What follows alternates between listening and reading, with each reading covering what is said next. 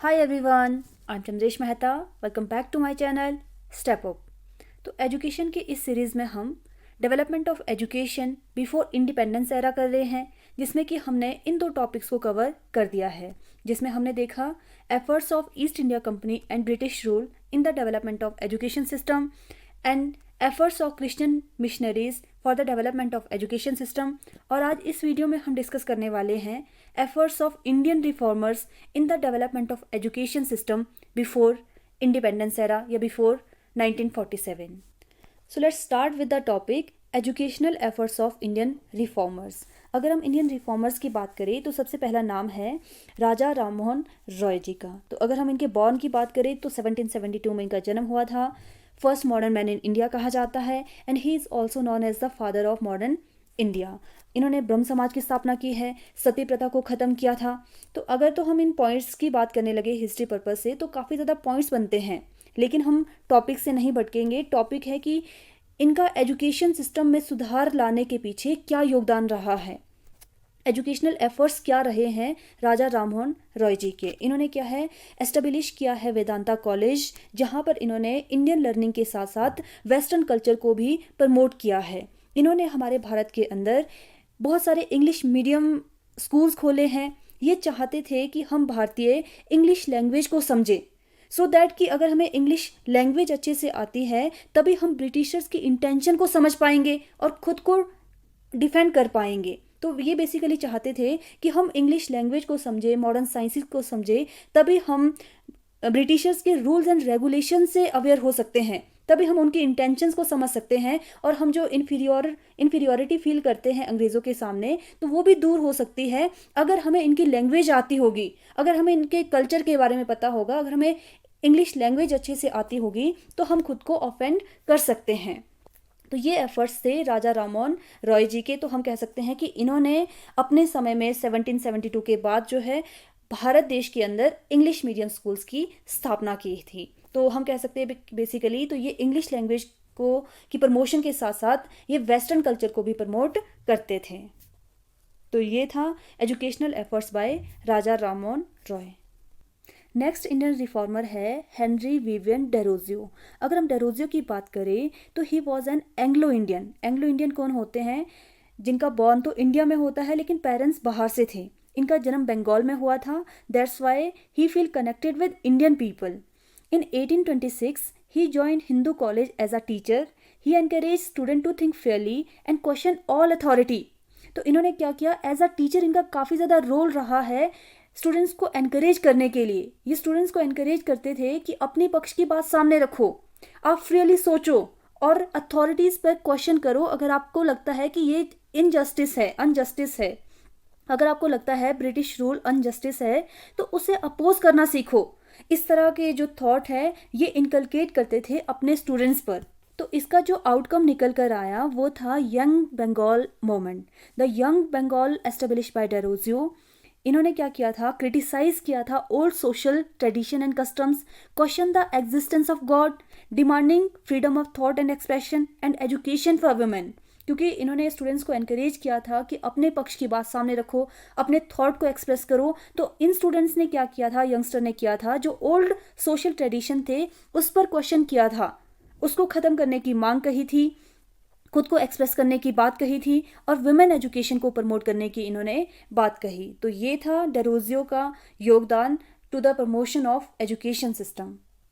Next is Ishwar Chandra Vidyasagar. अगर हम बात करें ईश्वर चंद्र विद्यासागर जी की तो he was an freedom fighter, Indian educator and was known as the Sanskrit scholar.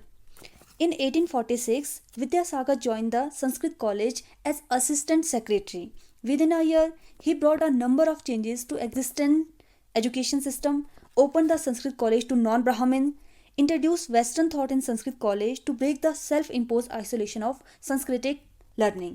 तो होता क्या था कि अगर संस्कृत कॉलेज ओपन हो रहा है तो वहाँ पर सिर्फ ब्राह्मण लोग ही संस्कृत को की लर्निंग प्राप्त करते थे. तो इन्होंने ऐसे संस्कृत कॉलेज की स्थापना की जहाँ पर नॉन ब्राह्मण लोग भी संस्कृत की एजुकेशन प्राप्त कर सकते थे. और साथ ही साथ अगर संस्कृत कॉलेज ओपन हुआ है तो वहाँ पर सिर्फ संस्कृतिक लर्निंग ही करवाई जाएगी. तो इस चीज़ को भी इन्होंने अपोज किया है और वेस्टर्न थॉट को इनकलकेट किया है.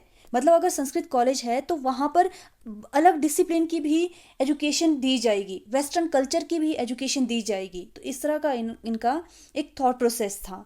तो अगर हम बात करें तो महान समाज सुधारक थे, महिला शिक्षा के लिए इन्होंने बहुत काम किया, बाल विवाह के लिए आवाज़ उठाई और इन्होंने देश भर से चंदा इकट्ठा करके कलकत्ता यूनिवर्सिटी की नींव रखी थी। इसलिए जो है इन्हें आधुनिक बंगाली भाषा का जनक भी कहा जाता है। And he started education of masses irrespective of their caste and religion. ये चाहते थे भारत के देश मतलब पूरी जो जनता है उनको एजुकेशन मिलनी चाहिए। इनके एफर्ट्स की अगर हम बात करें तो ये पॉलीगैमी के अगेंस्ट थे और इनका ही एफर्ट है, इनकी ही देन है जो विडो रीमैरिज एक्ट 1856 में आया। देखो ये काफ़ी इंपॉर्टेंट पॉइंट है। विडो रीमैरिज एक्ट 1856 ये किसकी देन है? ईश्वर चंद्र विद्यासागर जी की देन है, जिसकी वजह से विडो रीमैरिज एक्ट आया। तो इन्होंने गर्ल्स एजुकेशन को प्रमोट किया और 1855 में इन्होंने बहुत सारे स्कूल्स की स्थापना की और इन्हें जो है इंस्पेक्टर ऑफ स्कूल के नाम से भी जाना जाता था। अपने समय में इन्होंने 25 से ज़्यादा गर्ल्स स्कूल की स्थापना की थी हर डिस्ट्रिक्ट के अंदर। तो ये थे एजुकेशनल एफर्ट्स बाय ईश्वर Chandra Vidyasagar. Next Indian reformer है सावित्री बाई फुले। अगर हम बात करें सावित्री बाई फुले की तो इनका बॉर्न 1831 में महाराष्ट्र में हुआ था। 9 वर्ष की उम्र में इनकी शादी करवा दी गई थी ज्योतिबा फुले के साथ। तो इन्होंने और अपने पति के साथ मिलकर काफ़ी ज़्यादा एमिनेंट वर्क किया है गर्ल एजुकेशन को प्रमोट करने के लिए। मतलब इनका पूरा फोकस था वुमेन एजुकेशन पर। इसी काम के लिए ब्रिटिश सरकार ने इन्हें 1852 में अवार्ड भी दिया था। पॉइंट्स की बात करें तो Savitri Bai Phule with her husband Jyotirao Phule founded India's first school for girls in Bhidewada in 1848। तो इन्होंने अपने पति के साथ मिलकर ज्योतिराव के फुले के साथ मिलकर सबसे पहला गर्ल्स स्कूल ओपन किया था 1848 पुणे सिटी में। तो इनका काफ़ी ज़्यादा एमिनेंट वर्क रहा है गर्ल एजुकेशन को प्रमोट करने के लिए। देखिए लड़कियों की शिक्षा के लिए काम करने वाली सबसे पहली महिला थी सावित्री बाई फुले, इसलिए first lady teacher of modern education system के नाम से भी जाना जाता है सावित्री बाई फुले को। और ये ऑरिजिनेटर थी मराठी पोइम्स की। इन्होंने गर्ल एजुकेशन को प्रमोट करने के साथ साथ किसानों के लिए भी इन्होंने काफ़ी एमिनेंट वर्क किया है। किसानों को ये प्रमोट करना चाहते थे, उनको एजुकेट करना चाहते थे और इनकी एजुकेशन के लिए इन्होंने रात्रि विद्यालय भी ओपन किए, सो दैट ये जो किसान है जब इनको समय हो तो ये रात्रि विद्यालय में आकर अपनी पढ़ाई पूरी करें। और इन्होंने ही फर्स्ट विधवा पुनर्विवाह करवाया 1873 में। तो ये एजुकेशनल एफर्ट्स थे सावित्री बाई फुले के with her husband Jyotirao Phule. Next Indian reformer है स्वामी दयानंद सरस्वती। अगर हम इनके बॉर्न की बात करें, जन्म की बात करें तो 1824 में इनका जन्म गुजरात में हुआ था। तो ये वेदों के माध्यम से भारत में खोया हुआ ज्ञान वापस लाना चाहते थे और चाहते थे कि हम एजुकेशन के माध्यम से खुद को जान सकते हैं, अच्छे से पहचान सकते हैं। इसलिए ये एजुकेशन को प्रमोट करना चाहते थे। विमेन एम्पावरमेंट के सपोर्टर थे, एजुकेशन सिस्टम में रेडिकल चेंज लाना चाहते थे। इसलिए इन्होंने बहुत सारे एंग्लो वैदिक स्कूल्स खोले। वेदों के साथ साथ ये इंग्लिश मीडियम में भी पढ़ाई के सपोर्टर थे। इन्होंने बहुत सारे स्कूल्स ओपन किए और जो मेन इंपॉर्टेंट है, इन्होंने दयानंद एंग्लो वैदिक स्कूल जो आज की डेट में डीएवी स्कूल्स बहुत ही फेमस स्कूल है, ये इसके संस्थापक थे। मतलब डीएवी स्कूल्स के फाउंडर किसको कहा जाता है? स्वामी दयानंद सरस्वती को। और 1885 में फर्स्ट डीएवी स्कूल एस्टेब्लिश किया गया था लाहौर में। और मोस्ट इंपॉर्टेंट, स्वामी दयानंद सरस्वती को आर्य समाज के फाउंडर कहा जाता है, जो कि जात पात सामाजिक बुराइयों को ख़त्म करने के लिए काफ़ी ज़्यादा एफर्ट्स करते थे। तो ये थे दयानंद सरस्वती जी के efforts related to education system. Next is Bala Shastri Jambhekar. इनका बॉर्न हुआ था 1812 एंड डेथ इनकी 1846। He is considered as the father of Marathi journalism, founded the Bombay Native Journal Library for educating masses। देखो इनका भी काफ़ी ज़्यादा कंट्रीब्यूशन रहा है एजुकेशन सिस्टम को इम्प्रूव करने के लिए। आज की डेट में जो लाइब्रेरी सिस्टम है ना, जहाँ आप लाइब्रेरी में जाकर पढ़ते हो, तो ये किसका कंसेप्ट था? बाला शास्त्री जाम्बेडकर जी का। और इन्हें जो है मराठी पत्रकारिता के पिता माना जाता है। नेक्स्ट इंडियन रिफॉर्मर है Gopal Krishna Gokhale. He promoted education through ashrams type of school for tribal girls and balwadis at many places। तो इनका काफ़ी ज़्यादा एमिनेंट वर्क था ट्राइबल गर्ल्स को प्रमोट करने के लिए, ट्राइबल गर्ल्स की एजुकेशन को प्रमोट करने के लिए इन्होंने आश्रम टाइप स्कूल खोले हैं। और इनका एक रेजोल्यूशन था 1910 में, 1910 में इन्होंने अंग्रेज़ों के सामने एक प्रस्ताव रखा था। प्रस्ताव ये था कि आप प्राइमरी एजुकेशन को फ्री एंड कंपल्सरी कर दीजिए through out the provinces, through out the country आप कंपल्सरी कर दीजिए प्राइमरी एजुकेशन को। लेकिन जो ब्रिटिश सरकार थी उन्होंने इस रेजोल्यूशन को एक्सेप्ट नहीं किया। इन्होंने कहा कि हाँ, हम इलिटरेसी को तो रिमूव करेंगे थ्रू आउट द कंट्री, लेकिन हम इस बात को एक्सेप्ट नहीं करेंगे कि हम कंपल्सरी कर दें पूरी कंट्री में प्राइमरी एजुकेशन को, क्योंकि भारत के अंदर अभी इतनी इकोनॉमी नहीं है, इतना पैसा नहीं है कि ये पूरे भारत में कंपल्सरी कर दे प्राइमरी एजुकेशन को, साथ ही साथ फ्री कर दें। तो ये रेजोल्यूशन लाने के लिए इनका काफ़ी ज़्यादा योगदान रहा है प्राइमरी एजुकेशन को प्रमोट करने के पीछे। नेक्स्ट सोशल रिफॉर्मर है Narayan Malhar Joshi. In 1916, Joshi establish the social service league. The league organised बहुत सारे इन्होंने स्कूल्स ओपन किए, लाइब्रेरीज ओपन की, रीडिंग रूम्स ओपन किए, डे नर्सरीज थी, कोऑपरेटिव सोसाइटीज़ थी जहाँ पर इंडियन एजुकेशन को प्रमोट किया गया।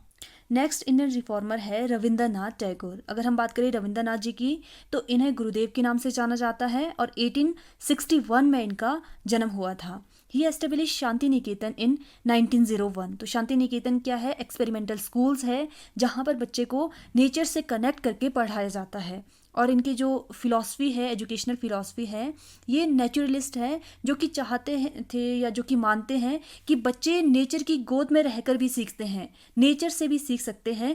उनको क्या है, हमने फ्रीडम देनी है। और medium of instruction mother tongue होना चाहिए। एजुकेट करना है चिल्ड्रन को in the lap of nature, कि बच्चे नेचर की गोद में रहकर भी सीख सकते हैं freely, based on the reality of life. और यूनिवर्सल सोल या यूनिवर्सल ब्रदरहुड पर ये विश्वास रखते थे। He promoted experiential learning and active engagement of the student with the world. ये चाहते थे कि संसार के साथ कनेक्ट होकर जो है बच्चों की लर्निंग होनी चाहिए। तो इस तरह से ये इनका एफर्ट था एजुकेशन सिस्टम में इम्प्रूवमेंट लाने के लिए। नेक्स्ट इंडियन रिफॉर्मर है महात्मा गांधी जी। बॉर्न की बात करें तो 1879 में इनका जन्म हुआ था। अगर हम बात करें 1937 में एक नेशनल एजुकेशन कॉन्फ्रेंस को हेल्ड किया गया था एट वर्धा, इसलिए इस कॉन्फ्रेंस को वर्धा एजुकेशन कॉन्फ्रेंस से के नाम से जाना जाता है। तो यहाँ पर गांधीयन एजुकेशन सिस्टम को कॉन्सेप्चुलाइज किया गया और एक रेजोल्यूशन पास किया गया, मतलब इनके अकॉर्डिंग हमारा एजुकेशन सिस्टम कैसा होना चाहिए। तो महात्मा गांधी जी के अकॉर्डिंग हमारी एजुकेशन ऐसी होनी चाहिए जिसकी वजह से हम अपनी आजीविका को अर्जित कर सकते हैं, मतलब हम अपनी लाइवलीहुड को अचीव कर सके, ऐसी हमारी एजुकेशन होनी चाहिए। उसका कोई मतलब नहीं है कि हमने एजुकेशन प्राप्त कर ली लेकिन हम अपनी रोजी रोटी नहीं कमा सकते हैं, तो उस एजुकेशन का कोई मतलब नहीं है। तो ये फोकस करते थे ऐसी एजुकेशन पर जो हमें आजीविका अर्जित करने में हेल्पफुल होती है। और इनका जो मेन प्रिंसिपल था इनकी एजुकेशन का, that was learning through activity, कि हमने लर्निंग करनी है एक्टिविटी के माध्यम से। और ये हैंडीक्राफ्ट, आर्ट बेस्ड एजुकेशन को काफ़ी ज़्यादा एम्फेसिस करते थे। और इन्होंने कहा है कि there is no place for English language and mother tongue should be the medium of instruction. इन्होंने फोकस किया था फ्री एंड कंपल्सरी एजुकेशन पर, जो 7 से 14 साल के बच्चों को दी जानी चाहिए। इनके अगर हम एम की बात करें, एजुकेशनल एम की बात करें, तो वोकेशनल एम होना चाहिए, कल्चरल एम होना चाहिए एजुकेशन का, एक परफेक्ट डेवलपमेंट एम होना चाहिए, मॉरल एंड कैरेक्टर बिल्डिंग का जो एम है उसको फुलफिल करे हमारी एजुकेशन, ऐसी होनी चाहिए। सो ये थे महात्मा गांधी जी के efforts related to education. I hope this video is clear to all of you. कोई डाउट होगा तो कमेंट सेक्शन में ज़रूर कमेंट कीजिए। If you find this video useful तो please like and share it with your friends. Thanks for watching step up. Stay connected.